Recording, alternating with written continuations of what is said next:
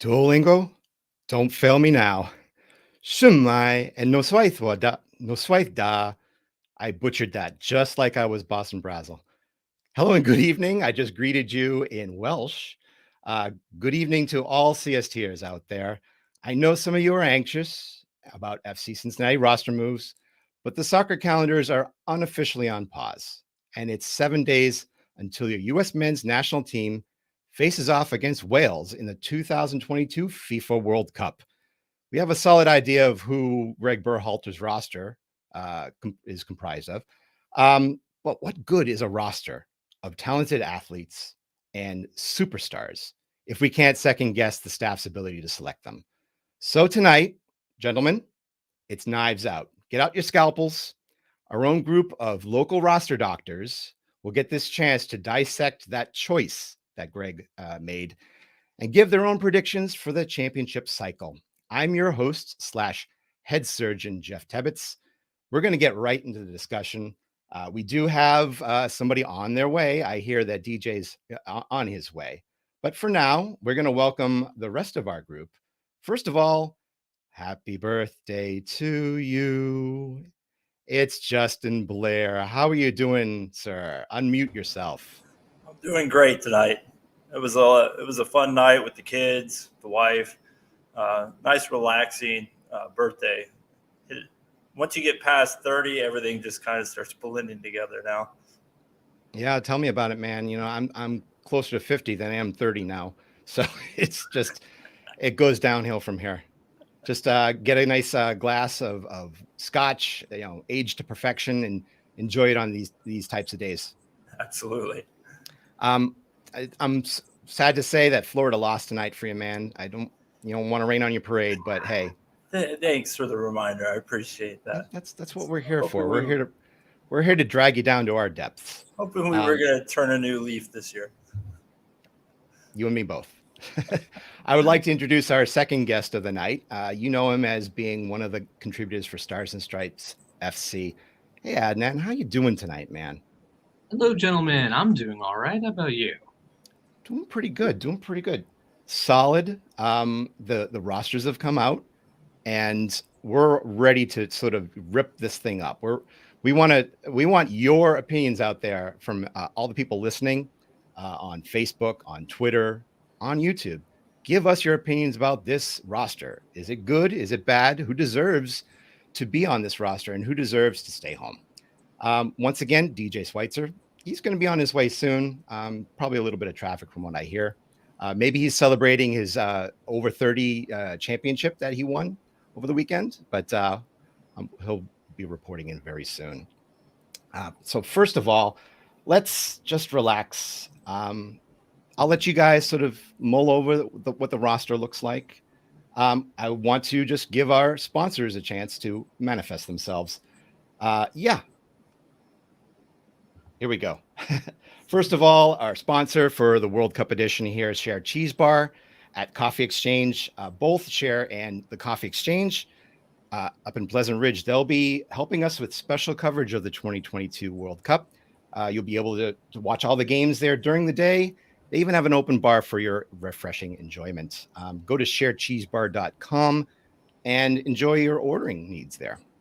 Also, the sponsor for the first half of the show will be Apollo Home. Apollo is your premium home service provider in Cincinnati. They pride themselves on awesome customer service, expert technicians, 7-day-a-week service, and for all your heating, cooling, electric, and plumbing needs, if you reach out to them, go to apollohome.com, book a service visit online, give them a call. They will help you out, especially if you are a CST listener. Let them know. They'll get a technician on site for free. That's right. They will waive the $79 service fee for any CST listener. So go to apollohome.com. Now that we got that out of the way, let's get those figurative scalpels out, guys. They came up with the roster back on Wednesday. There were names that we expected. There were names we didn't expect. And then there were names we were shocked not to see. Just to review it really quickly for all of our listeners, the goalkeepers, Matt Turner, Sean Johnson, and Ethan Horvath. Surprisingly, no Zach Steffen. we'll talk about that, I'm sure. Midfielders, Brendan Arison, Kellen Acosta, Tyler Adams, Luca Della Torre, Weston McKennie, Yunus Musa, Christian Roldan. And then the forwards, Jesus Ferreira, Jordan Morris, Christian Pulisic, Gio Reyna, Josh Sargent, Timothy Weah, Haji Wright. And because I am a defender guy, I like these guys like they were my brothers. Cameron Carter-Vickers, Serginho Dest, Aaron Long, Shaq Moore, Tim Ream, Anthony Robinson, Joe Scally, DeAndre Edlin, and Walker Zimmerman. All 26 there. Now, as far as I know, they're able to make switches up until 24 hours before the first game. Is that correct? I think they have to be on the provisional roster, but I'm not sure. Is that some sort of announcement they also have to make, or is that kept kind of quiet? It's gonna be a little bit of a surprise otherwise to see Areola there instead of Morris. Well, let's go right to that then. Let's bring it around there. You raised your hand first, Adnan. I think who out of all these players that were in the pool, what's the most shocking person left out of this roster? Zach Steffen. I think that's the easy answer, right? The one thing that kind of gives me pause is he missed a lot of time here and there between because of injury or other reasons. But I think everyone expected him to be at least there. People were still debating whether he was a starter for Berhalter or not. So not there is that's got to be a big move, a big thing, especially since Steffen was Berhalter's guy back with the Columbus Crew. That's the shock for me. Okay, I mean, from what I can guess, I mean, maybe the writing was on the wall when he accepted this loan over to Middlesbrough. He hadn't been getting any play, but it seems like putting him in Championship, he should have been able to turn the page there. Do you feel that just maybe comparing him and Horvath on the same page brought him down a little bit? Maybe. I think more so for me, it's if they're on the same page, yeah, that doesn't help. But Steffen's not been in super great form for, I don't know, 7-8 months at this point. He was great against Mexico this time last year. But since then, not great. Not great for Man City. Not great for. He's been better, I think, lately for Middlesbrough, but it's not been stellar. The thing, though, I think Horvath and Johnson get in because I think they're good glue guys for the roster. You know, you think about Horvath coming in the Nations League and just absolutely coming in strong and, saving a penalty, winning that match basically at the very wire. And same thing with Sean Johnson. He's been pretty good form for the past couple of years at this point. I don't think he's been quite as hot as he was last year when he went with NYFC, MLS Cup. But he's been a pretty loyal and steadfast trooper for the U.S. So, it feels to me like you take a couple of guys for goalkeeper who, you are capable, but they're not the stars for the team if they're already on the bench. They're probably not going to play a single minute. Well, I mean, I still feel it's kind of a shock that you don't bring him in and be the third goalkeeper, but this is Berhalter's choice. Maybe it's just a whim that he decided to make this choice. If you are watching online, hey, DJ, how you doing? Hey, guys. Sorry, a little late there.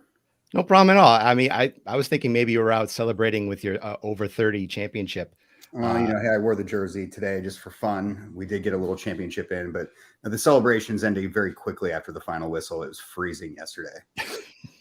Hey, that makes me perform at my top, if I'm freezing my butt off.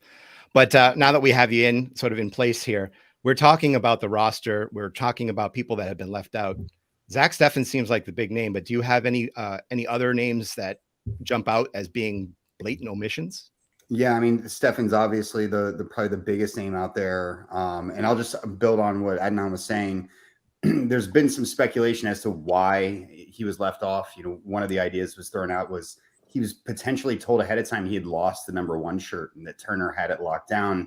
And maybe he didn't react well to that. I think I've seen a lot of people latch onto that idea And what makes a lot of sense, I think it's unfair to him until he says otherwise or Berhalter says otherwise to kind of judge him unfairly on that. But the other name that definitely jumps out to me easily is Paul Arriola. And we kind of alluded to him earlier.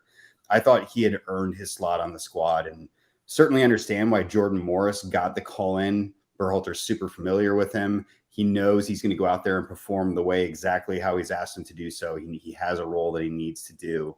And he'll get that out of Morris. Although his fitness has certainly been in question. And I think the season that Arriola had really put him in pole position. And he tweeted the other day about how devastated he was that he didn't get selected for the squad. And I share in that devastation. I feel like he'd gotten himself over the mark.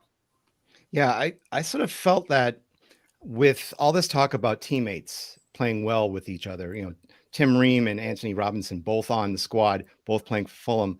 I was thinking that if you have an Arriola in there, he's there with Ferreira, you'd see a little bit of a coupling there at times. I feel sometimes that's good for growth, good for roster sort of gelling together.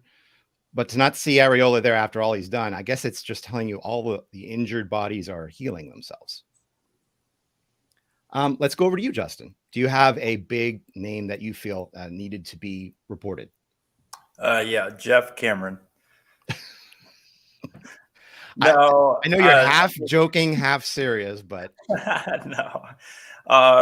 Yeah, it's Stefan for sure. But apart from that, there's nothing too surprising. I don't think they completely overhauled it. I was a bit surprised that Johnson got over Stefan, Horvath got over Stefan, but apart from that, that was pretty much.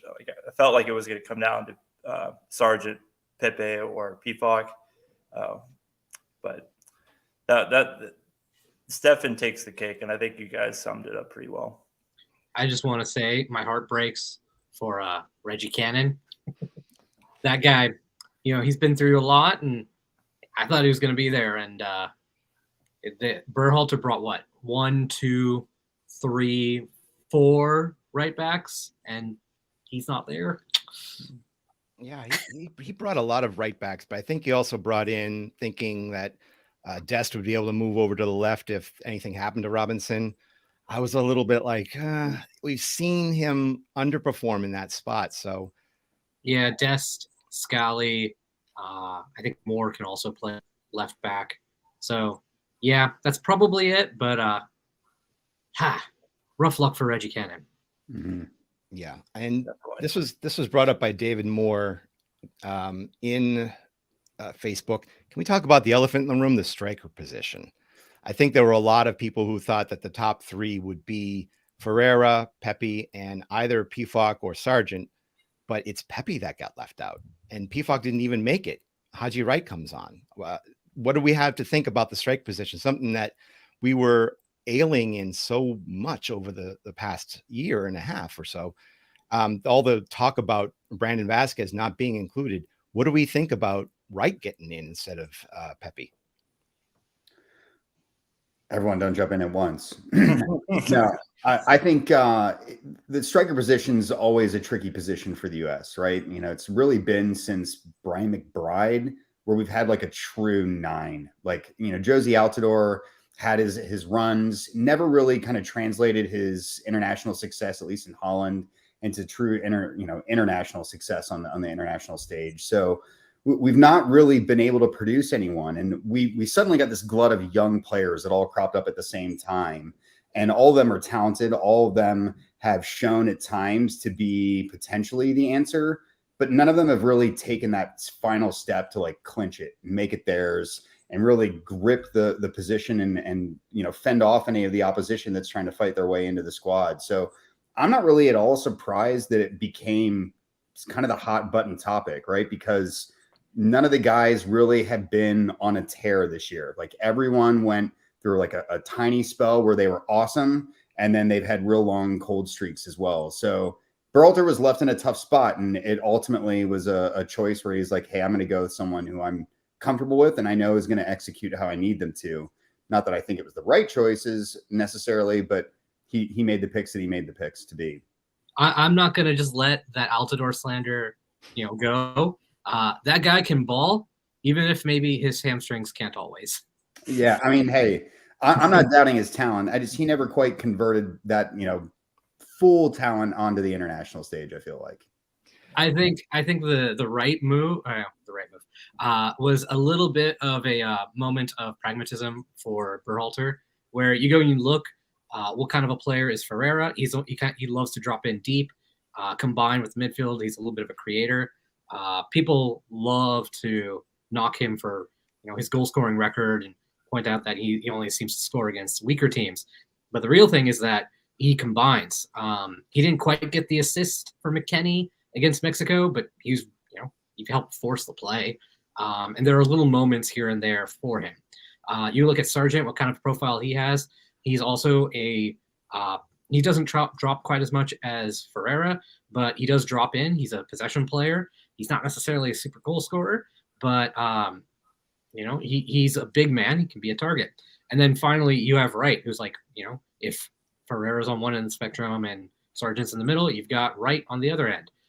He's not necessarily going to be latching onto crosses or anything, but he is the guy who's big and strong, who's going to go and drive at goal, and he's going to make himself a presence, kind of be a little bit of a springboard when the team needs an outlet in possession.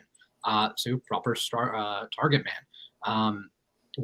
Whether that fits him or not, we have to see. He's only had a couple of caps, and he's looked all right at times and not all right at others. But it feels like, again, moment of pragmatism. Again, feel for Pepe. I feel really bad that there's no Mexican American on the squad between Pepe and Vasquez, but I mean, I think if there was more of maybe an injury situation up at the striker, maybe you'd see something a little bit more concrete. Pifak had a little bit of a knock, but I don't think that was enough to really take him out of the squad. That being said, I think the issues here are, can all the injuries that we've had over the past year, can they stay out of our roster? Eric Schmidt brings this up in his chat. No, Stefan, as long as Turner is healthy, no biggie. That being said, maybe hand this over to you, Justin. Is there anybody on the roster that sort of worries you a little bit in terms of being more like a Glass Joe, brittle to the point of why is he on the roster? Well, there's a few people that seem to have picked up knocks. I wonder how good of a form we're going to get out of Weston McKennie, and then obviously Gio Reyna. Gio Reyna constantly has knocks with the Dortmund club, so I worry a lot about that kind of fragileness, if that's where you're going with that. But just one more thought back on Wright over Pifak and Pepe. I think he made the decision that was right for what the U.S. men's national team had, but I think DJ hit the nail on the head. We just don't have that killer at the 9, and I think a lot of fans want Pepe to be that or Pifak, but they just haven't shown that. They haven't shown that in the higher quality. I mean, Pepe was nasty at FC Dallas, but it was kind of bizarre that it went with Wright, but I can understand that approach. Is there, maybe just to put a bow on the roster talk, if I gave you all three of you, if I gave you the managerial position, what one person would you put on this roster that isn't on it right now? Maybe start over with DJ. Oh man, put me on the spot there. You came in late, man. I did come in late, so I should have been better prepared. The person that I had really circled before the World Cup as the guy I wanted to make in the squad that I wasn't really sure was Ream. So he came in. I've kind of been upended a little bit in that sense, but I feel a little bit concerned about the left back position as well. There are a lot of different places we potentially could have gone, but much like in the striker position, we're kind of short on the left. So while there are guys who potentially could have gotten in, aside from names already named, I'm struggling to think of anyone that I really feel like earned a spot that didn't necessarily get their way in. Okay, let's pass it over to Adnan. What do you think?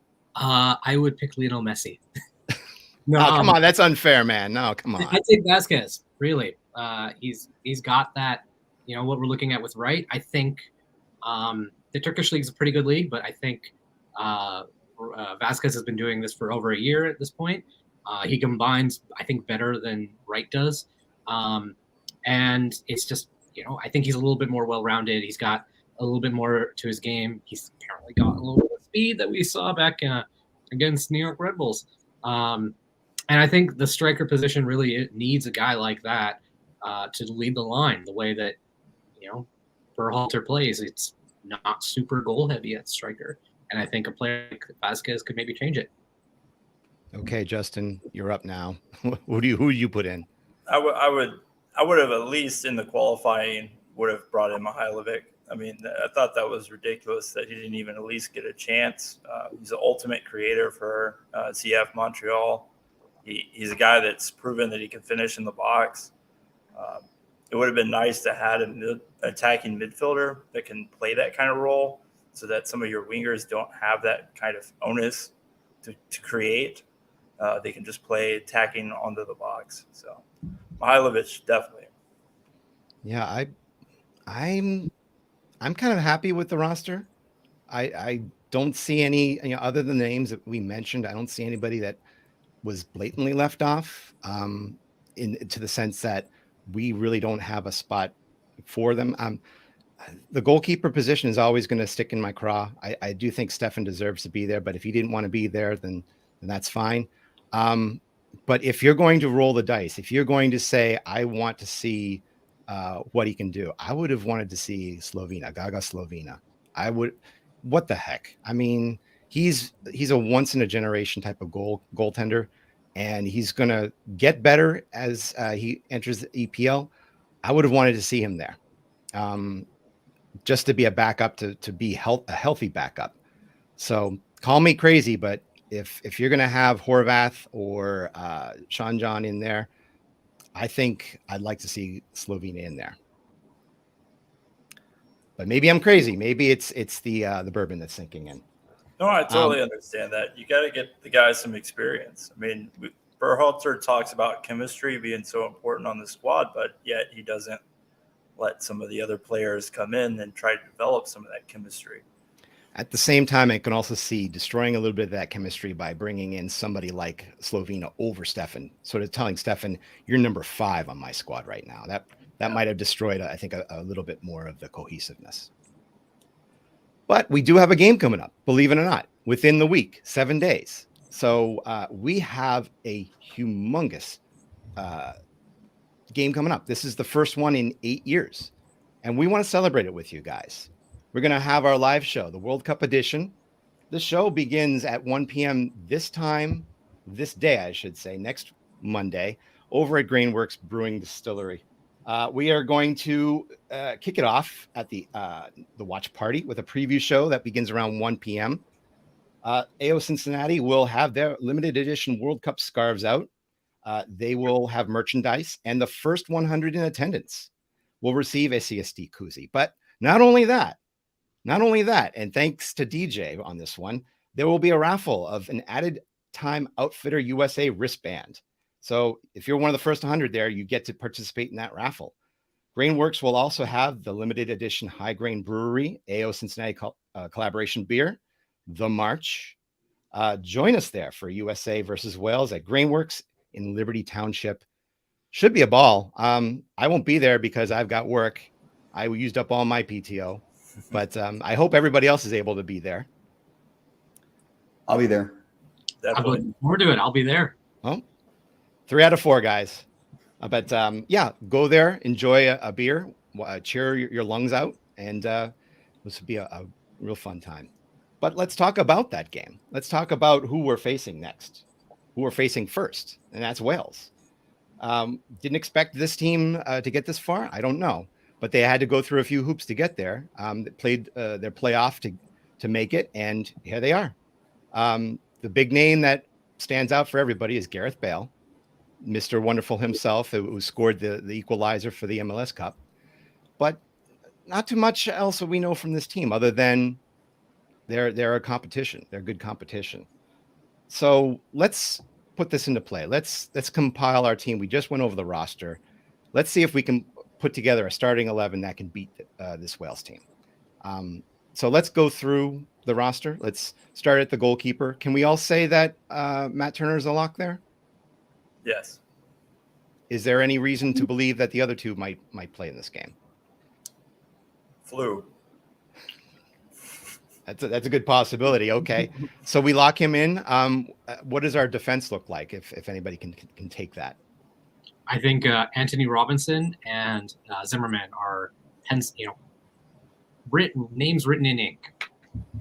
Okay, so we got to write the other names on the right side of the pitch. Are we talking Aaron Long? Are we talking Carter Vickers? You were shaking your head there, Justin. You're going to have to tell me who's the rest of your defenders. It's got the last center back's got to be Ream, in my opinion. This team, we'll get into how Wales likes to attack us, but the way Wales likes to attack us, we have to have somebody that can control possession, somebody that can play out of the bag, somebody that can maintain position and not give them cheap counterattacks. So I would put Tim Ream in that position. It's not an overly athletic front, so it's a perfect opportunity to play him, see what he's got. Okay. My take on Tim Ream is I'm not super high on Tim Ream. He always feels to me like I joke he's going to lead the U.S. to a World Cup in like 2036 as the coach. That guy's got soccer intelligence for days, but he doesn't have the pace, and that's the thing. Like, if he wins the job to start, I'm going to feel really good about that because it means that physically he's there competing with CCV and Long, and that feels good to me. And I'd love to see like that passing out of the back. I'd love to see that chemistry with Robinson. So I'd want Ream as well. I think you're unmuted. I am muted. Yeah. I'm definitely in the Ream camp as well. I have concerns about the pace, but in the Premier League, and I know Fulham don't play the exact same type of system, but the Premier League's pace isn't exactly in question. And Ream's done beyond an excellent job this year for Fulham, arguably one of their better players again, for the 15th year in a row, it feels like. And he's really shown himself, and as you were saying, Adnan, his soccer intelligence and spacing intelligence is so above par on every other player that's on the roster that I think he makes up for any speed deficiencies with his head. And as long as we don't get caught, in possession with him as the last man back in a really odd spot, I'm not too concerned about pace. We just got to take care of the ball, and he's pretty darn good at that. You're not concerned about pace with Gareth Bale on the Wales roster? I mean, if they can keep him in camp and away from the golf courses, maybe. Bale's only a guy that's going to give you 60 minutes of maybe 90% peak Bale anymore. And I'm one of the biggest Bale fanboys out there, arguably my favorite player from the last 15 years.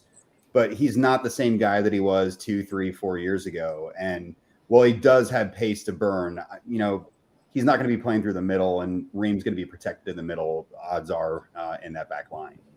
I'd agree with that. I think between Robinson on the left side or on the other side, whether it's Dest or Yedlin, we'll see if Dest is healthy to start. If he's not, I take Yedlin. Both of those guys have pace, and so I think they can keep up with Bale. That's going to be a hard job, but I think really the key is to prevent Bale from getting the ball in the first place. And that's kind of we'll get there. Here is a reason why I think I would go with Tim Ream over the other choices. Daniel James plays forward for Wales. He plays for Fulham. I think that would make sense to have someone like Ream, to have someone like Jedi, being able to know that one of the guys on the other side is someone that they roll with.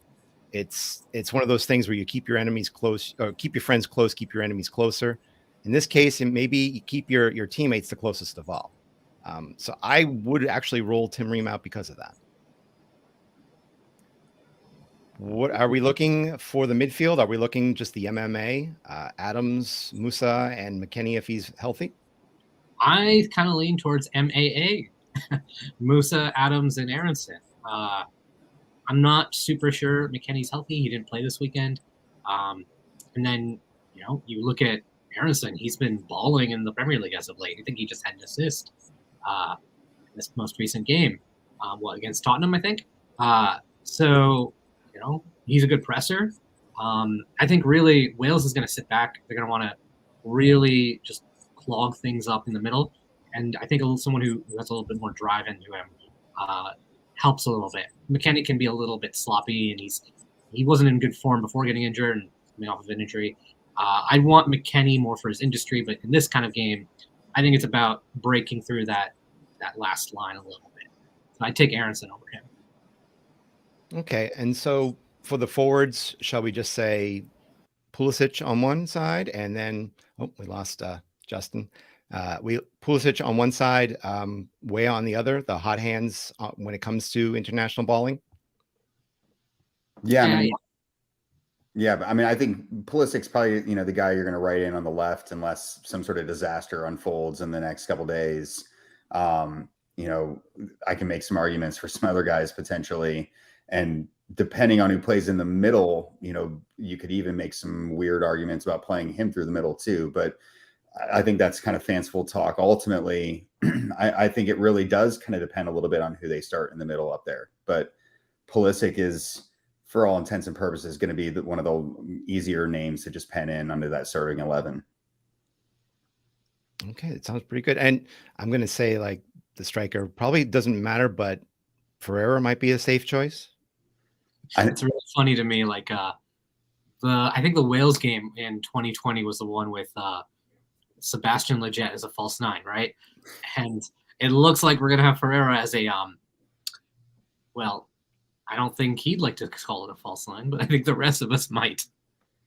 Yeah, I think if there's a match where Pulisic does play as a false nine, this might be it, simply for that reason. The other thing that I think is a little weird about potentially this kind of situation, I think the giveaway as to who's going to start right now in the middle, Ferreira got the 9 shirt, and I think that says a lot about where his position is in the pecking order within the squad. Now we're also, it's not just us that's playing on this pitch. It's going to be Wales as well. Justin, I know that you've got a little bit of insight in terms of how Wales plays their game. Yeah, so they typically, under the new coaching staff, they do a 3-4-3. They're a very counter-heavy team. They're a team that like to sit back, much like FC Cincinnati was last year, where they try to hit you on the counter. Not so much of a pressing team like a modern-day FC Cincinnati, but they try to hit you rapidly, and they have all 4 of those midfielders pressing high up the pitch immediately when the ball's turned over. So if you're a U.S. fan and you remember what we saw with Japan, that might be dangerous. So the key for this is going to be protecting the ball for the United States. Yeah, and those midfielders have some experience. You've got Aaron Ramsey there, Harry Wilson also from Fulham. Maybe another reason to put Ream in there. But yeah, it's going to be a team. I really think that if they can get through this first game relatively unscathed, no loss, I think they put themselves in a good position. But a win definitely puts them on angels' wings. It will be good to see exactly what type of game that they play.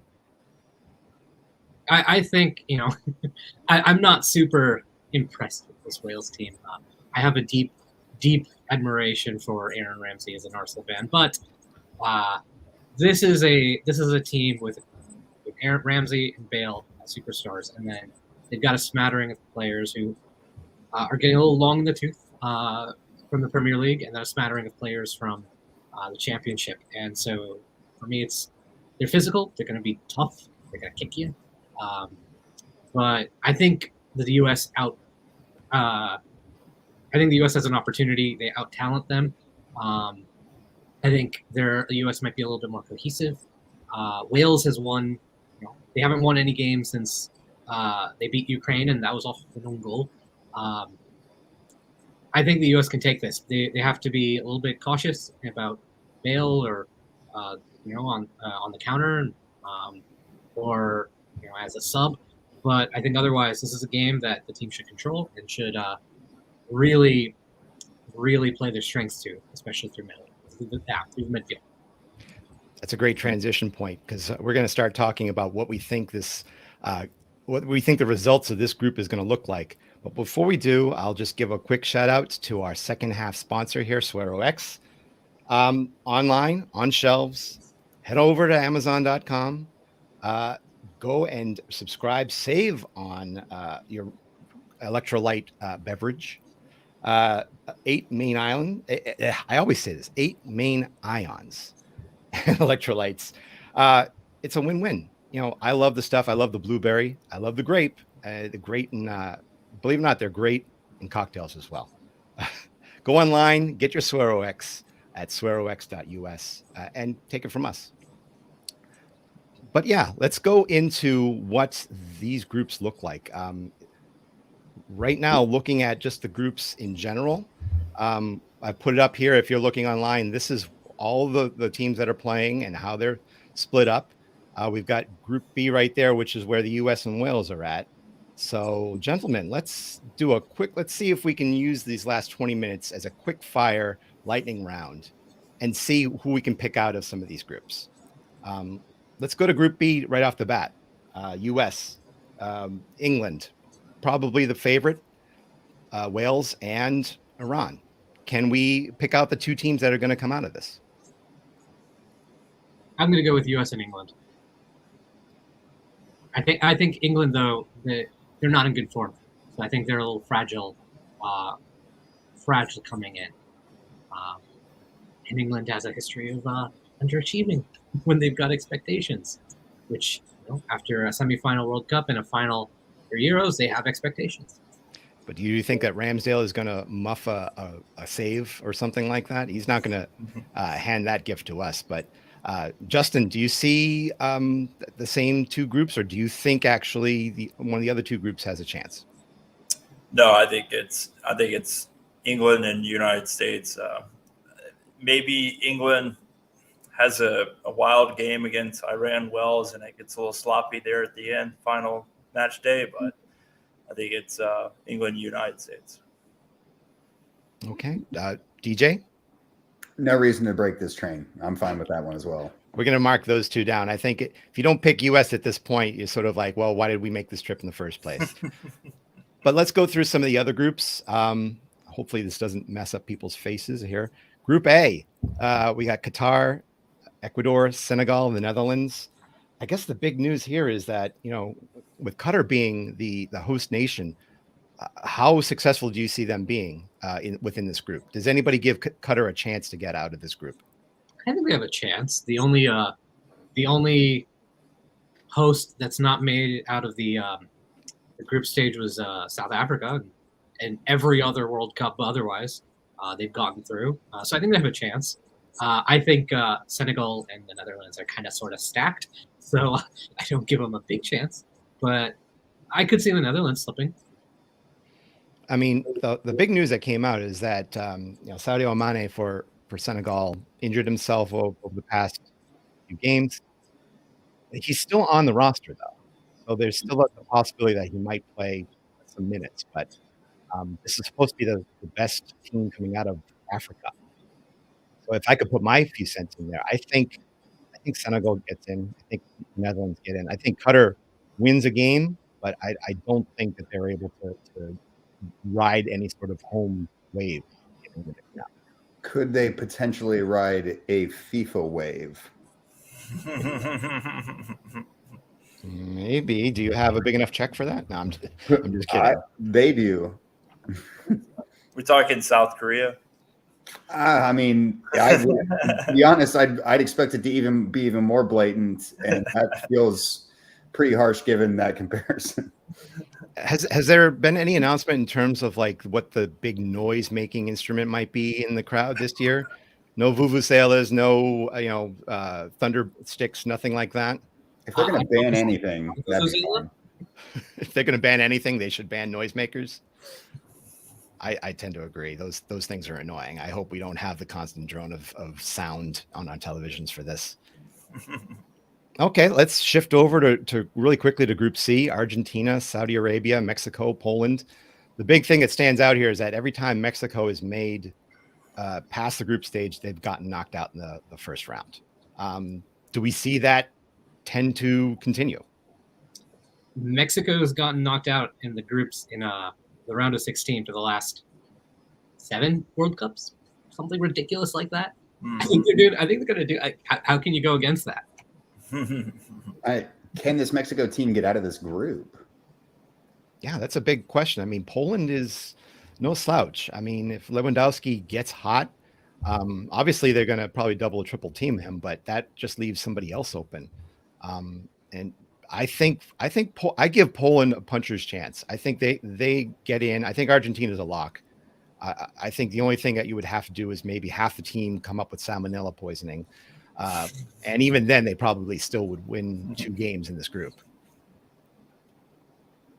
Okay, we can shift really quickly then. We're just bombing down this list here. France, Australia, Denmark, Tunisia in Group D. Now, I know people are saying let's turn the page on this one too, but France, we feel they've got there's no way that they're going to not make the group. Okay. France won the World Cup in 1998, and in 2002 they didn't make it out of the group. France went to the final in 2006, and then in 2010 they didn't make it out of the group. France won the World Cup in 2018. Yeah. I'm not feeling good about France. Yeah, 4 out of the last 5 reigning World Cup champions haven't made it past the group. I think the only one was Germany. No, Germany got eliminated too. Netherlands. Was it? 14? Yeah. Robin van Persie with a little diving thing. But I guess the question is, if France doesn't make it, then what team can you expect to get past them? I mean, Denmark, I feel they've definitely got the talent there. I also think they've got something to play for with Christian Eriksen's issue over, him with his health issue. I think that they're going to play a very cohesive game, fighting for their own player. But out of Australia and Tunisia, do you see any of them getting past France? I could see Tunisia.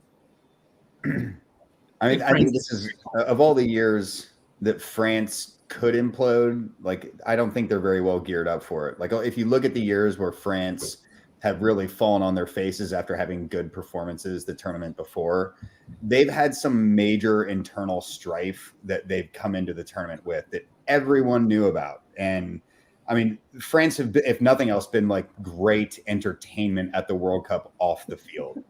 And for the most part, this squad is pretty put together. It's a younger group, and they've all kind of stayed together through this kind of successful spell. So short of Pogba's brother coming up and, with a witch doctor or something, and really getting some teammates turned against him, I think they're at least going to make it past the group stage.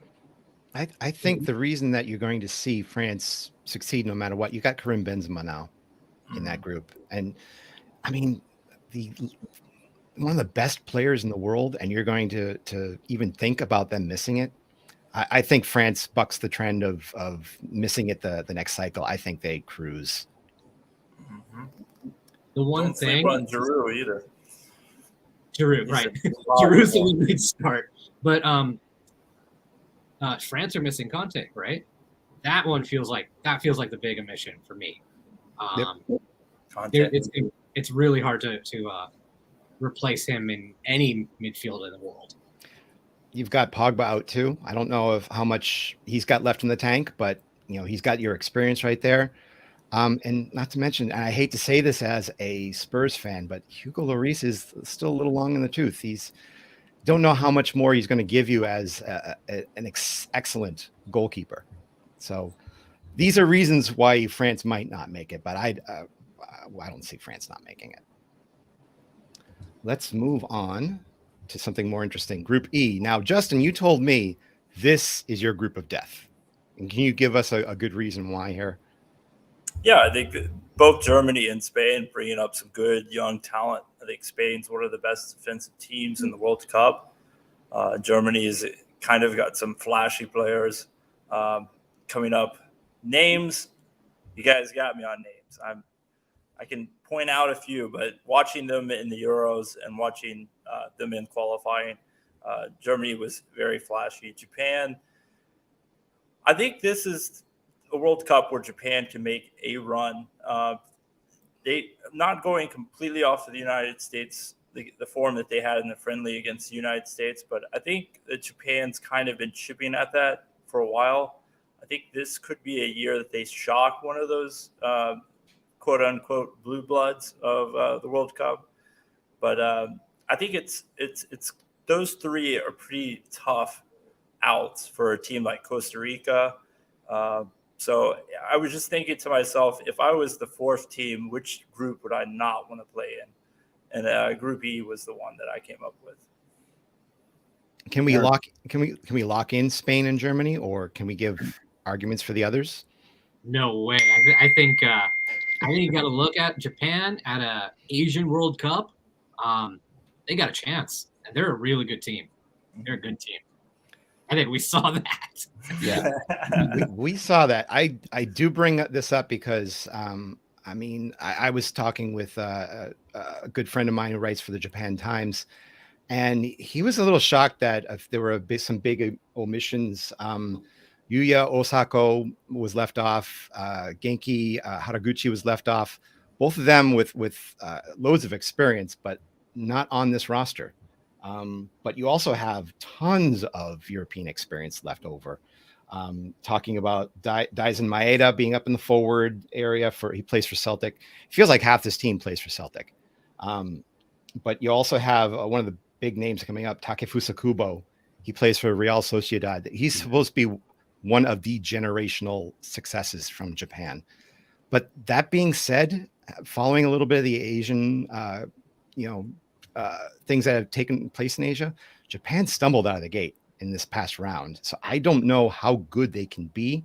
I think their ceiling is really high.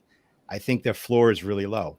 If they make it, they're going to have to give us one hell of a performance against either Spain or Germany.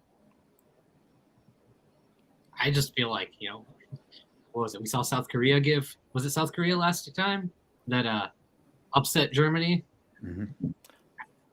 I feel like we can't pull that out. The goalkeeping in this group is super tough too. Yeah, absolutely. You might see teams making it with, scoring one goal because they've got 2 0-0 draws under their belt and a 1-0 draw. Let's move on. Let's go to Group F here. Belgium, Canada. Well, they've been all over the news as well, especially from this hemisphere.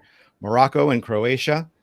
So, Canada's got to have positivity, got to have momentum with how they finished in CONCACAF. First place, big wins against the United States and Mexico.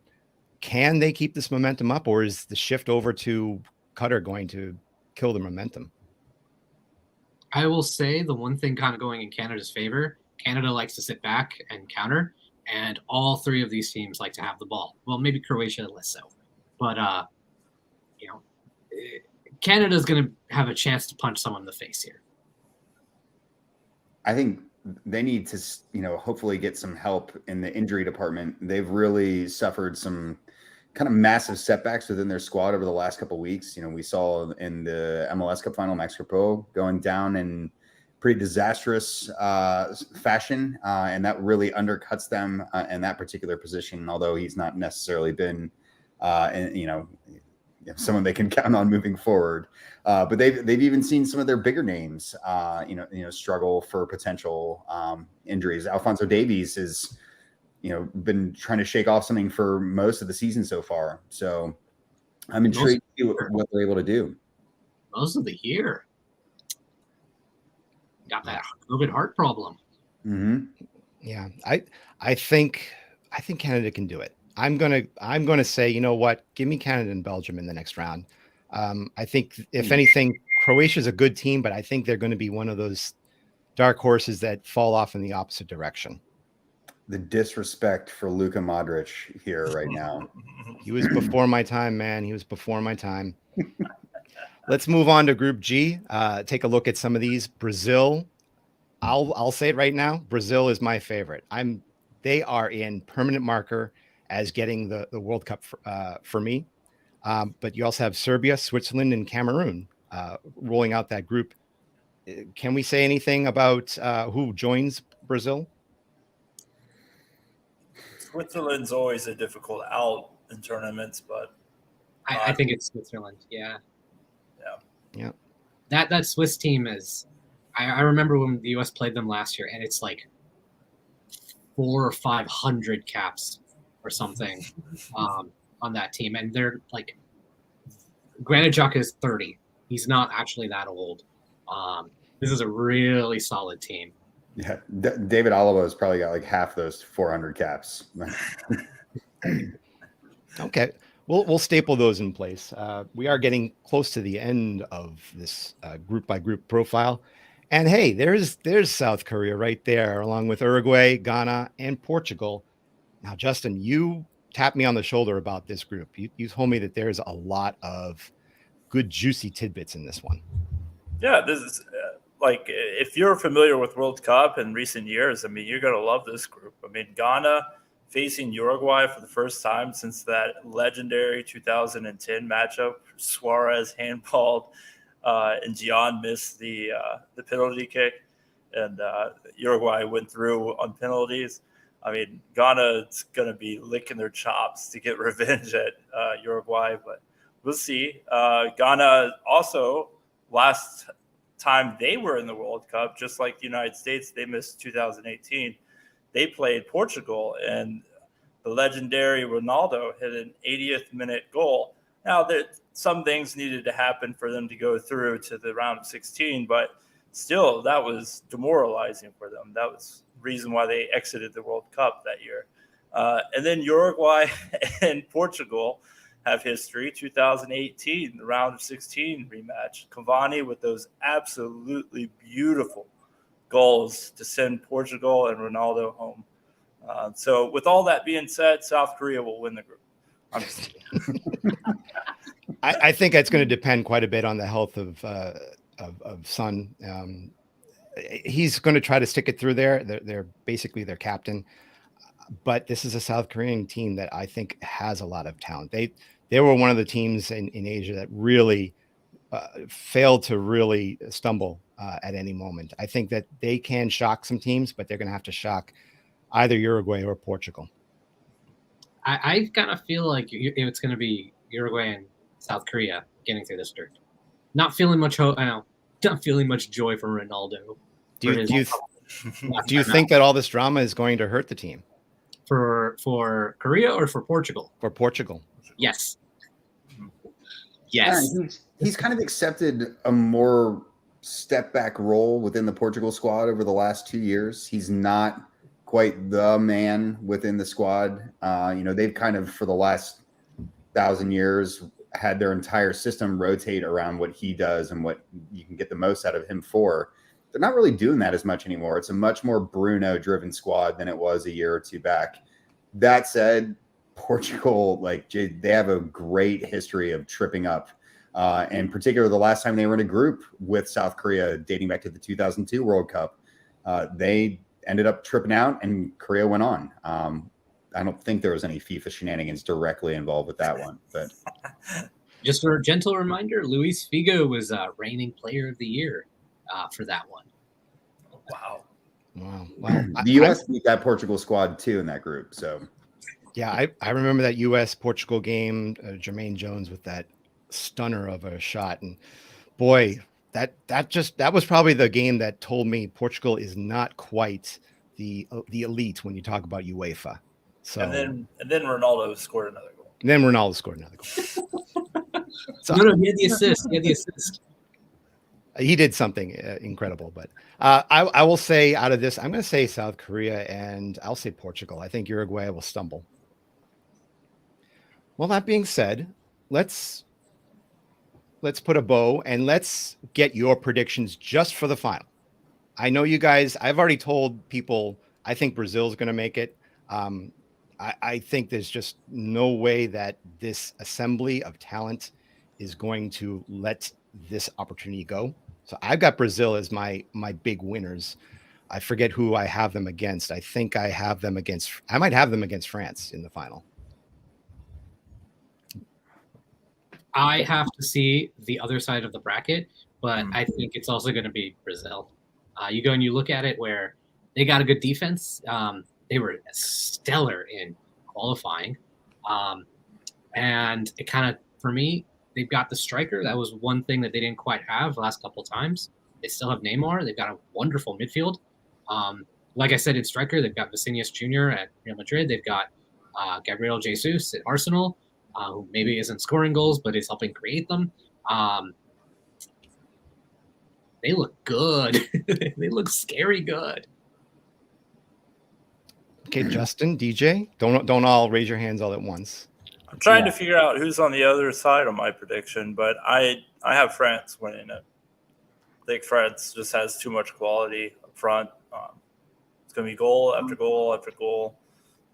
Depends on who they get in the final. I'm trying to remember exactly who that was. If it was Brazil, that's kind of coin flip. But I think France is the first team since I think the 60s to win back-to-back World Cups.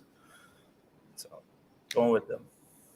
Yeah, so France was who my heart wanted me to pick, just from a form standpoint, who I think has the squad to potentially make it happen. But European sides really struggle with World Cups outside of Europe, and I just don't think that they're going to be able to pull it off again.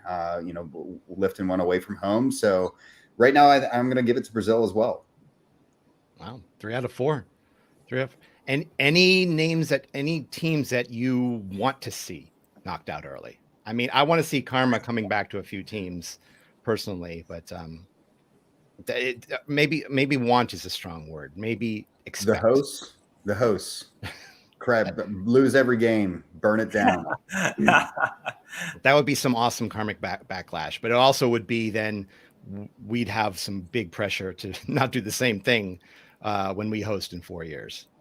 England crashing and burning would be very, very funny. Do you think it's possible? Do you think yes. It is definitely possible? I don't think it's likely, but I think it's possible. Okay. England for the memes for sure. Mm-hmm. I think it would be quite amazing if you see Wales make it and England not. I think there would be some big celebrations going on in the UK. Mm-hmm. Okay, so we're going to wrap things up pretty soon, but something I didn't do last time and I got to do now. I got to give thanks to all of our great Patreon support. It's supported largely by our fans. We get sponsors, but the legwork is done by all the people here. So I'm going to try to do what Boston does and read out these names. So have a drink. I'm probably going to slaughter these as bad as him, but we'd like to thank you guys all by name, really. John Davidson, Mike Hudson, Robert Stevens, Laura Failer, Matthew Adamczyk, Riley Stephen Burke, James Denbow, Tom Niehaus, Brian Weigel, Brian Giles, Dan Albers, Will Kajcek, Ian Rexroad, Augustin Caceres, Bill Antonitis, Carl Feit, Jeremy Schran, Kyle Pohl, Christina Sharma, Rupesh, Tom Beversdorf, Jason was super average, John Haskell, Ryan Ernest, Mary Lou, West Anastasi, Rob Pierce, Clifford Adams, Tom Spieth, and we've got Pierce Johnson, Mike Prentice, Mr. and Mrs. Whitlehold, Rob Grassel, Bradley Weigel, Kevin Day, Jamie Schmed, Alex Carnegas, Mike Bowman, Patrick Lanny, David Tengler, Brett Sova, Chris Hubbard, Kevin Cooney, Joe Max, Jack Emery, Sarah Gorman, David Moore, Bob Ryan, Ryan Durkin, Bart Lebeda, Mark Newen-Schwander, Robert Triple, Joe Lohr, Bill Leopold, Martina Demarnay, and all the people listening right there, and Jose Guerra. I think I nailed a lot of them. We want to just thank all you guys. You make this run. You make us tick. You make us happy to do this week after week after week. Thank you very much. Now, we've hit the hour mark. So let's wrap things up really nicely. We've got 1 week left. So, gentlemen, if you can give us your final thoughts for this upcoming week going into the World Cup. Adnan, why don't we start with you? Let's have some fun, I guess. I'm looking forward to some of these teams. It's been too long. It's been way too long. I'm looking forward to the USA game. Okay.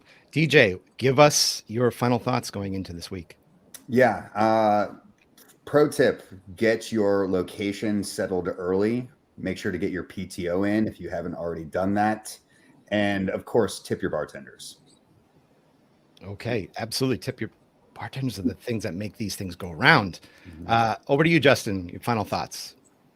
Yeah, and if you're like me and you want to watch some of these early games, mimosa is perfectly acceptable all throughout the week. So those 5 o'clock mimosas, go for it, man. 5 o'clock mimosas at 1 p.m. That's even better. What are you talking about?